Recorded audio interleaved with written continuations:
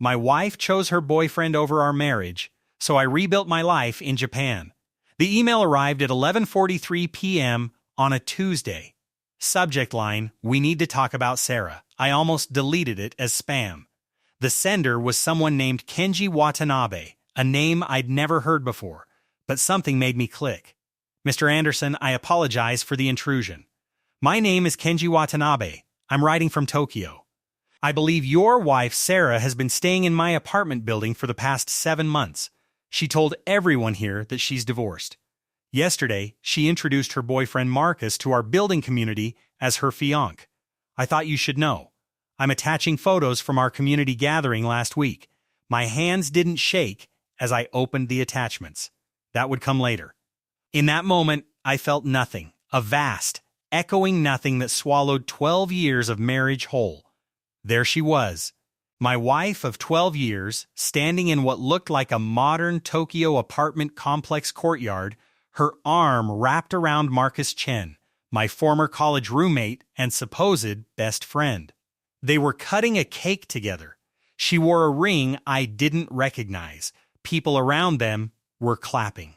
I sat in our home office in Seattle, the office where I'd spent countless nights building my graphic design business while she pursued her career opportunities. The office where she'd kissed me goodbye 4 months ago, tearfully explaining that the Tokyo consulting project was too important to pass up, that it was only temporary, that we'd make long-distance work. I love you so much, she'd said, touching my face. This is for our future. Our future.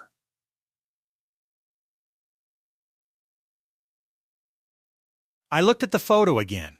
Marcus was the same Marcus who'd been my best man, the same Marcus who'd consoled me when Sarah's job required extended travel, the same Marcus who'd moved to Tokyo 18 months ago for a fresh start after his own divorce. 18 months. I opened my laptop's search history. Sarah's profile, still logged in from when she'd used my computer last. I'd never thought to look before. Why would I? The Facebook messages loaded slowly, a year's worth of deleted conversations restored from archive. My coffee grew cold as I read. Can't wait until we don't have to hide anymore. Marcus, 14 months ago. He's so clueless. Works until midnight every night on those stupid designs. Sarah, 11 months ago. The apartment is perfect. Our apartment. Sarah, 9 months ago. Just tell him you want a divorce. Why are we still doing this? Marcus, 7 months ago. Because he's about to sign that Samsung contract. Once that clears, I'll have better positioning for the settlement. My lawyer says to wait. Sarah, 7 months ago. The Samsung contract. The one I'd worked 18-hour days to land. The one worth $2. $3 million over 3 years. The one I'd signed 5 months ago. I didn't cry. Something inside me had crystallized into something harder than grief. I opened my email and replied to Kenji Watanabe. Thank you for telling me. Would you be willing to answer some questions? His response came within minutes. Tokyo was 16 hours ahead. Of course. I felt you deserved to know. This kind of deception is not right. Over the next 2 weeks, I became someone I didn't recognize. Someone methodical, someone patient, someone who planned. Kenji Watanabe turned out to be a 67-year-old retired businessman who managed his apartment building in the Shibuya district. He'd lived through his own wife's betrayal 30 years earlier. He understood. Your wife and Mr. Chen rent apartment 407, he wrote. They've been here since March. Everyone thinks they're engaged, they host dinner parties, they seem very happy. They'd been living together for 7 months. 7 months while I video chatted with Sarah every Sunday night, watching her in what she claimed was her corporate housing single apartment. The apartment I now realized was carefully staged, neutral walls, minimal personal items, nothing that suggested Marcus existed 3 feet outside the camera frame. I hired a private investigator in Tokyo. His name was Hiroshi, and his report arrived 6 days later. 37 pages with timestamps, photographs, and financial records that told a story I'd been too trusting to see. Sarah and Marcus had been together since before Marcus's divorce.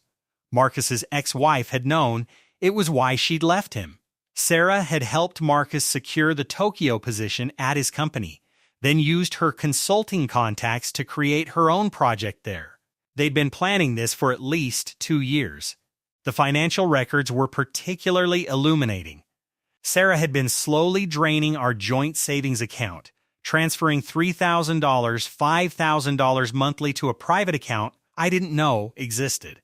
Over 18 months, she'd moved $87,000 of our money I'd earned while she'd been investing in her career. But Hiroshi had found something else. Something Sarah didn't know about. Marcus Chen wasn't just my former best friend. He was also under investigation by his company for embezzlement. Hiroshi had a contact in Marcus's firm, someone who'd noticed irregularities in expense reports, fictitious vendor payments, and missing client funds. The internal audit was still ongoing, but the number was somewhere around $340,000. I sat with this information for 3 days. My initial instinct was rage, to call her, to scream, to destroy everything they'd built. But that's what the old me would have done. The me who trusted too easily, who believed in the best in people, who'd been blind. The new me understood something crucial. The best revenge isn't served hot or cold. It's served with perfect timing. I opened my calendar. Sarah was scheduled to return to Seattle in 2 weeks for what she'd called important meetings with my firm. According to her emails to Marcus, those meetings didn't exist. She was coming back to file for divorce, planning to serve me papers and push for a quick settlement before I had time to think. I called my attorney, David Greenspan. We'd worked together on business contracts, and I trusted him. "How much can you find out about her lawyer's strategy?" I asked. "Give me a few days." David called back in 48 hours. "Her attorney is Amanda Rothstein. Aggressive, expensive, and good. They're filing based on irreconcilable differences and emotional distance due to your work obsession. They're going to paint you as an absent husband who prioritized his career over his marriage. They'll push for 50% of all marital assets, including your business valuation." What if I can prove infidelity and financial fraud? There was a long pause. Then the landscape changes entirely. Washington is a no-fault state, but fraud is fraud. If she's been misappropriating marital funds and lying about her living situation, we can build a case. But you need ironclad evidence. I have it. Then don't let her know what you know. Not yet. I spent the next week preparing. I documented everything. I created a timeline with dates, screenshots, bank records, photos, and witness statements. Kenji had given me contact information for 4 neighbors who'd be willing to testify about Sarah and Marcus's living situation. Hiroshi's report was comprehensive and professionally formatted. But I needed more. I opened my laptop and stared at a decision I'd been avoiding. For the past year, I'd been working on something beyond my Samsung contract. A personal project that had consumed my nights and weekends. A project Sarah had mocked as your little hobby. I'd designed a complete branding and marketing platform for businesses expanding into Asian markets, more specifically into Japan. The work was exceptional. I knew it was exceptional. It combined cultural sensitivity with cutting-edge design, something most Western firms got wrong. 3 months ago, I'd been approached by a venture capital firm in San Francisco. They'd seen my portfolio and wanted to invest. They wanted to turn my little hobby into a full-scale agency. The offer was for $1.8 million in funding in exchange for 30% equity. I'd turned them down because Sarah had convinced me it was too risky. "You have stability with Samsung," she'd said during one of our Sunday calls. Why gamble on some startup dream? Now I understood. She wanted me stable and predictable for the divorce settlement. A successful startup would complicate things, make asset division messy. I called the VC firm back. "Is your offer still on the table?" "Mr. Anderson, we'd hope to hear from you." "Yes, absolutely. When can we meet?" "This week. I'm ready." Sarah arrived in Seattle on October 15th at 6:35 p.m. I picked her up from the airport like nothing was wrong. I'd practiced my smile in the mirror that morning. Warm but not eager, natural but not revealing. "I've missed you so much," she said, hugging me in the arrivals area. She smelled like expensive perfume. Marcus's gift, probably. "I've missed you too," I said, and I almost believed it myself. I missed the person I'd thought she was. The real Sarah, this stranger, I didn't know at all. We drove home in her favorite car, the Audi I'd bought her for our 10th anniversary. She talked about Tokyo, about her project, about how exhausting the travel was. She didn't mention Marcus once. Every word was a lie. "How's the Samsung project going?" she asked as we pulled into our driveway. "Really well. Actually, I have some news I wanted to share with you in person." Her eyes brightened. Dollar signs, probably. "Oh? What's that?" "Let's talk inside." I opened a bottle of that wine you like. We sat in our living room, the one we decorated together 6 years ago. She'd chosen everything. The couch, the artwork, the coffee table. I'd paid for it all. "So," I said, pouring the wine, "I've been working on something. Remember that Asian market platform I was developing? Your hobby thing?" She sipped her wine, trying to look interested. "I got an investment offer. $1.8 million. The wine glass paused halfway to her lips. "What?" "A VC firm in San Francisco. They want to fund a full agency. I turned them down initially, but I've been reconsidering. What do you think?" I watched her mind race. This wasn't in her plan. This complicated the divorce timeline, the asset calculations, everything. Wow, that's big. She set down her glass. "When did this happen?" "The initial offer came 3 months ago. But they're still interested. I'm meeting with them tomorrow, actually." "Tomorrow?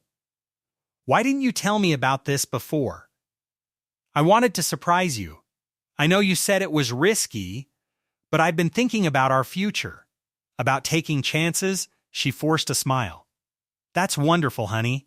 I'm just surprised. This changes a lot of things." "Does it?" Her eyes met mine, and for just a second, I saw calculation there. "I just mean it's a big decision. We should think carefully." "We should," I agreed. "Actually, there's something else I wanted to discuss. About us." Her body tensed. "Okay, I've been feeling distant lately, like we're not connected anymore. Have you felt that?" "I mean, the long distance has been hard," she said carefully. "It has. I was thinking maybe I should come visit you in Tokyo. See where you're living, meet your colleagues. What do you think?" The color drained from her face. "Oh, well, my schedule is so crazy right now. And my apartment is tiny corporate housing, you know. It wouldn't be comfortable. I don't mind. I want to see your life there. Actually, I was thinking of flying back with you. When are you leaving?" I'm not sure yet. "My return flight is flexible, no problem. Let me know and I'll book a ticket." She stood up abruptly. "I'm exhausted. Jet lag. Can we talk more tomorrow?" "Of course. Sleep well." I watched her climb the stairs to our bedroom, the bedroom I hadn't slept in for 2 weeks, choosing the guest room instead. I'd needed the space to think, to plan. The next morning, I left early for my meeting with the VC firm. In reality, I met with David Greenspan. "She knows something's off," I said. "She's nervous." "Good. Keep her off balance." "Did you mention Tokyo?" "Yes." She shut it down immediately. "Perfect. Here's what we do next." David laid out the strategy. We'd wait for her to initiate the divorce conversation. When she did, I'd act shocked and hurt, but agreeable. We'd schedule a mediation meeting with both attorneys present, and then, only then, would we reveal what we knew. "The key is to let her think she's in control," David explained. "Let her make the first move. When someone's overconfident, they make mistakes." Sarah made her move 3 days later. We were having dinner at Canlis, her favorite restaurant overlooking Lake Union, the same restaurant where I'd proposed 12 years ago. "Ryan," she said, setting down her fork, "we need to talk about something serious." I looked up, channeling the clueless husband she thought I was. "What's wrong?" "I've been thinking a lot during my time in Tokyo. About us. About our marriage." Okay. I don't think we're happy anymore. I don't think we've been happy for a while. I let the silence stretch. Let her fill it. This distance has made me realize that maybe we want different things. You're so focused on work, on building your business, and that's great. But I need more. More? I kept my voice neutral. I need a partner who's present, who puts the relationship first. And I don't think that's you. I see. I folded my napkin slowly. Are you saying you want a divorce? She reached across the table, her hand on mine. The performance was remarkable. I think it might be best. For both of us. I know this is hard to hear. Is there someone else? Her eyes widened. Perfect innocence. What? No. Ryan, this isn't about anyone else. This is about us growing apart. Okay. She blinked. Okay? If that's what you want, I won't fight you. I love you, Sarah, but I don't want to keep you in a marriage you don't want to be in. Relief flooded her face. This was going exactly as she'd planned. Easy. Clean. Guilt-free. Thank you for understanding, she said. I think if we approach this as adults, we can make the process as smooth as possible. I agree. Should we get lawyers involved? I've actually already spoken to someone. Just to understand the process, her name is Amanda Rothstein. But you should get your own attorney, obviously. We can work together on a fair settlement. Fair. I smiled, that's all I want. Fair. We scheduled the mediation for the following Thursday. Sarah was staying at a hotel now, said she needed space, that it would be easier emotionally. In reality, she was on the phone with Marcus every night, celebrating how smoothly things were going. I knew, because Hiroshi was tracking everything. Thursday arrived. David and I sat on one side of the conference table. Amanda Rothstein and Sarah sat on the other. The mediation office was neutral ground, beige walls, and commercial carpet. Amanda opened her folder. Thank you for approaching this collaboratively. We've prepared a preliminary settlement proposal based on Washington State's community property guidelines. She slid the document across. I skimmed it. Sarah would get half of everything. House, cars, retirement accounts, and 50% of my business valuation based on current revenue. The total came to $1.7 million. This seems aggressive, David said mildly. It's standard for a 12-year marriage, Amanda countered. My client has supported Mr. Anderson's career, and she deserves to share in the assets built during the marriage. Supported, David repeated. Interesting word. Can we discuss Mrs. Anderson's contributions to marital finances over the past 18 months? Amanda frowned. I'm not sure what you mean. David opened his own folder. Mrs. Anderson has been employed in Tokyo for approximately 7 months. Before that, she was doing consulting work that required extensive travel. Can you provide documentation of her income during this period? I don't see how that's relevant, Amanda said. Because according to our records, Mrs. Anderson has contributed exactly $3,200 to marital expenses over the past 18 months, while simultaneously withdrawing $87,000 from joint savings accounts. Sarah's face went pale. David continued, his voice pleasant, conversational. We'd like to understand where that money went. We'd also like to discuss Mrs. Anderson's current living situation in Tokyo. My client's living situation is not relevant to. Is it true that Mrs. Anderson resides at the Shibuya Gardens apartment complex, Unit 407, with Mr. Marcus Chen? The room went silent. Amanda looked at Sarah, who was staring at the table. David slid a photograph across. Sarah and Marcus cutting cake. This was taken at a community gathering 3 weeks ago. Multiple neighbors have provided statements that Mrs. Anderson and Mr. Chen have lived together as an engaged couple for 7 months. Ryan? Sarah started. I didn't look at her. I couldn't. David wasn't finished. We have documented evidence of an extramarital affair spanning at least 18 months. We have evidence of financial fraud totaling $87,000. We have evidence that Mrs. Anderson fabricated her employment situation to facilitate said affair. Given these circumstances, we're prepared to contest any settlement that treats this as a standard dissolution. Amanda recovered quickly. My client's personal relationships don't negate her rights under community property law. Actually, they do, David said. When those relationships involve fraud and misappropriation of marital assets. We're willing to settle, but the terms will be different. Mrs. Anderson will return the $87,000 she took. She'll waive all claims to Mr. Anderson's business interests. In exchange, she can keep her personal property and walk away without Mr. Anderson pursuing fraud charges. This is ridiculous, Amanda said, but her voice lacked conviction. The alternative, David continued, is we file for divorce based on fraud, subpoena Mr. Chen, and make this very public. We're also prepared to share information about Mr. Chen's current employment situation with the relevant authorities. Sarah looked up sharply. What do you mean? Marcus is under investigation for embezzlement, I said, speaking for the first time. Did you know that, Sarah? Or did he lie to you too? Her mouth opened, closed. The calculations were happening behind her eyes. Marcus, the money, the investigation, the public scandal. This is harassment, Amanda said, but she was already packing her folder. It's the truth, David replied. We'll give you until Monday to respond. After that, we file. Sarah and Amanda left without another word. I sat in the empty conference room staring at the photos on the table. Evidence of betrayal. Evidence of 12 years ending. You okay? David asked.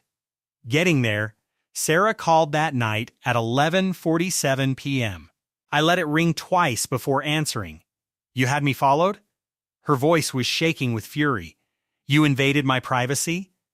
I verified facts, I said calmly. There's a difference. You had no right. I had every right. You're my wife. Or you were.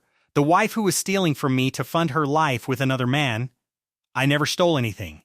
$87,000, Sarah. From our accounts. For what?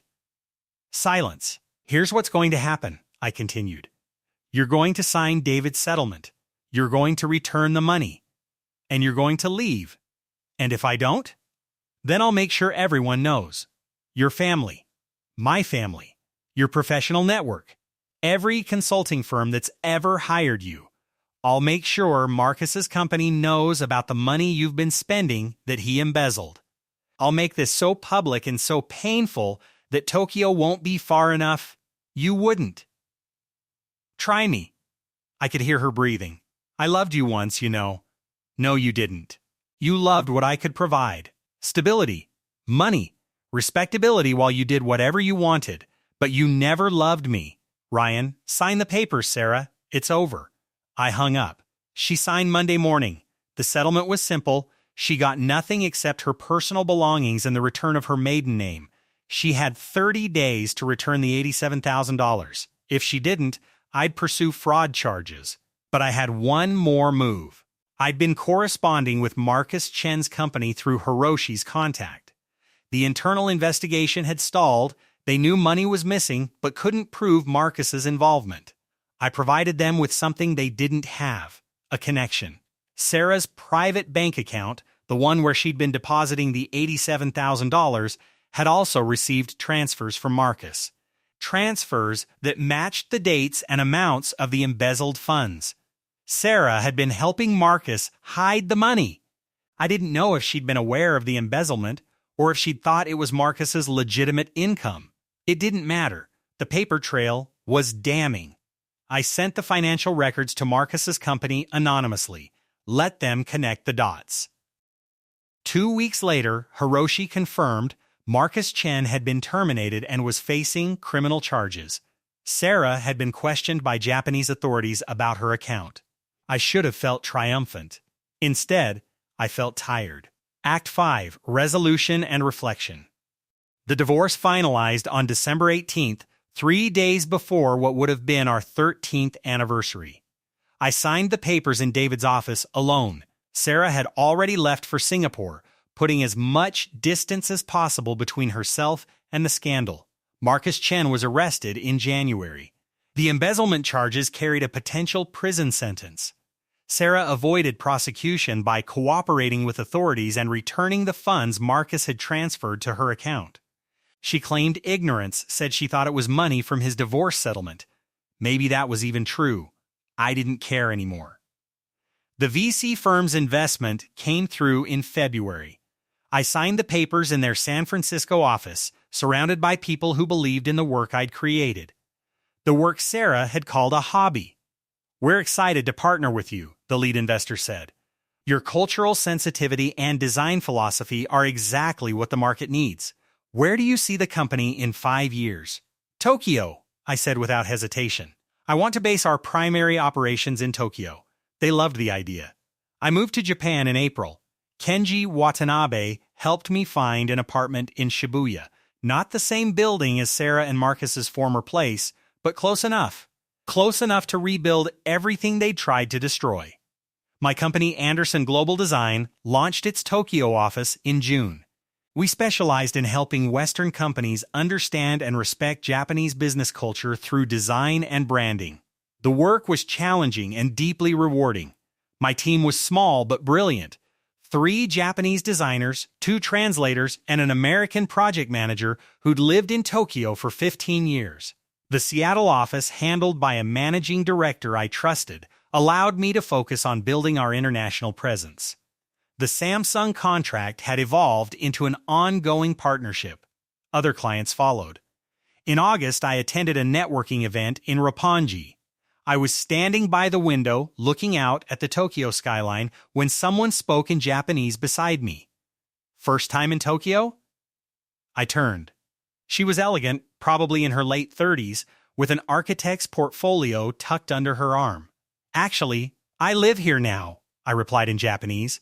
My language skills had improved dramatically over the past months. Her eyebrows rose. Impressed. "Really? What brought you?" "A second chance," I said. Her name was Yuki Tanaka. She designed sustainable buildings and had her own firm. We talked for an hour about design philosophy, about cultural differences, about starting over in a foreign country. She understood in a way that surprised me. She'd been divorced too, had rebuilt her life from nothing after her ex-husband had tried to destroy her professionally. "The thing about betrayal," she said, watching the lights of Tokyo, "is that it shows you who you really are. Not who you were with that person, but who you are alone. And sometimes, that person is stronger than you knew." I thought about that a lot in the following weeks. About strength, about identity, about the difference between who I'd been and who I was becoming. 6 months later, I stood in the conference room of Anderson Global Design's Tokyo headquarters. Headquarters. The word still felt surreal. We'd grown from a team of 6 to 23 employees. Our client list included major corporations across 3 continents. The company valuation had tripled. "These are the Q4 numbers," my CFO Takeshi said, pulling up the presentation. "We've exceeded projections by 34%. I looked at the numbers. Revenue, growth, market penetration. All of it represented something I'd built without Sarah's input, without her skepticism, or her strategic timeline for our divorce. My phone buzzed. An email from David Greenspan. "Thought you'd want to know, Marcus Chen sentenced to 4 years. Sarah's consulting career effectively over. Multiple firms dropped her after the scandal. She's apparently working retail in Singapore. Hope you're doing well." I closed the email without responding. Yuki and I had dinner that night at a small izakaya in Ebisu. We'd been seeing each other for 3 months now, taking things slowly. She understood my hesitation, my caution. She had her own walls to dismantle. "How was work?" she asked, pouring us sake. "Good. Really good, actually. We're opening a Seoul office next spring. That's wonderful." She smiled. "You're building something remarkable, Ryan." "We're building," I corrected. She'd been consulting on several of our projects, helping us integrate sustainable design principles. Her influence had made the company better. "Do you ever think about what would have happened?" she asked. "If things had been different?" "Sometimes. But I don't regret how things turned out." "Really? Not even a little?" I thought about Sarah, about Marcus, about 12 years of a marriage that had been built on a foundation I'd never actually examined. I thought about the man I'd been then, trusting, a little naive, willing to believe the best in people even when evidence suggested otherwise. I regret the time I wasted, I said finally. I regret not seeing the truth sooner. But I don't regret where I ended up. Yuki raised her glass. To seeing the truth, to second chances, I countered. We drank, and through the izakaya window, I could see Tokyo glittering in the darkness, a city that had given me everything Sarah and Marcus had tried to take away. Later that night, back in my apartment, I opened my laptop one last time. There was an email from Kenji Watanabe, the man who'd started everything with his honest message almost a year ago. Mr. Anderson, I hope this message finds you well. I wanted to thank you for the gift you sent. It was far too generous. My granddaughter loves the design work your company did for her school. You've built something meaningful here in Japan. I'm glad my small action helped you find your path. Sometimes the truth hurts, but it also frees. Be well. Kenji. I closed the laptop and walked to my balcony. The Tokyo night stretched before me, infinite and full of possibility. Somewhere out there, Sarah was living with the consequences of her choices. Marcus was in prison. They'd destroyed what they'd had for something they'd thought would be better. I'd built something new from the ruins they'd left behind. The truth about betrayal isn't that it breaks you. It's that it shows you what you're made of. And sometimes, when you're forced to rebuild yourself completely, you discover that the new version is stronger, wiser, and more capable than the old one ever was. I didn't need revenge anymore. I didn't need Sarah to understand what she'd lost or Marcus to regret what he'd done. I just needed this, a cool breeze off Tokyo Bay, a successful company I'd built with my own hands, and the quiet knowledge that I'd survived something that was meant to destroy me. The betrayal had been real. The pain had been real. But so was this new life I was living. And that was enough. Anderson Global Design was featured in Fast Company magazine's Most Innovative Companies in Asia Pacific issue. The article focused on our unique approach to cultural sensitivity and branding and our commitment to helping Western and Asian companies understand each other through thoughtful design. They interviewed me in our Tokyo office, now located in a sleek building in Shibuya with floor-to-ceiling windows overlooking the city. What's your advice for entrepreneurs who faced major setbacks? The journalist asked. I thought for a moment. Understand that endings are also beginnings. When something falls apart, it creates space for something better. Don't waste that opportunity by looking backward. The article ran with a photo of me standing in our design studio, surrounded by my team. Yuki was in the background, consulting on a sustainable architecture project we were developing. My parents framed the article and hung it in their living room. My mother cried when I visited them in Seattle for Christmas. I'm so proud of you, she said, hugging me. Not just for the business, but for how you handled everything. You could have become bitter. I was bitter, I admitted. For a while. But that's exhausting. My father pulled me aside later. Sarah called here a few months ago. Wanted to know how to contact you. What did you tell her? That you'd moved on. That she should do the same? Good. I never heard from Sarah again. Sometimes I wondered if she'd found whatever she'd been searching for when she chose Marcus over our marriage. Probably not. People who betray others for happiness rarely find it. They just find new people to betray, new situations to escape from. Marcus served his sentence.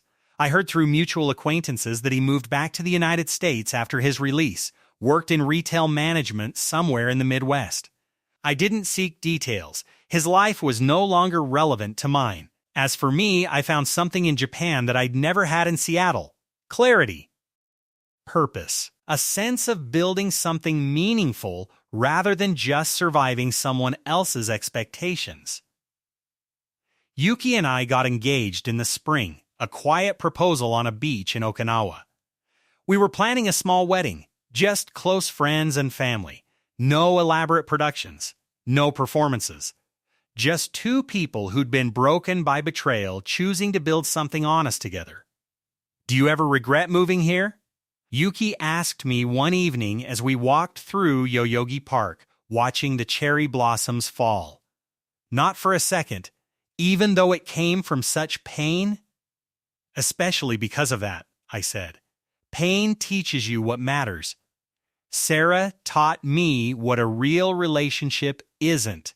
You're teaching me what it could be. She squeezed my hand. We're teaching each other. The cherry blossoms drifted around us, pink against the darkening sky. In Japan, they call it mono no aware, the bittersweet awareness of impermanence, the beauty in things that don't last. My marriage to Sarah hadn't lasted. The man I'd been then no longer existed. But this moment, this city, this woman, this life I'd rebuilt from nothing, this felt permanent in a way that mattered. Not because it would last forever, but because it was real. Sarah had chosen her boyfriend over our marriage. I'd chosen myself over her betrayal. And that made all the difference.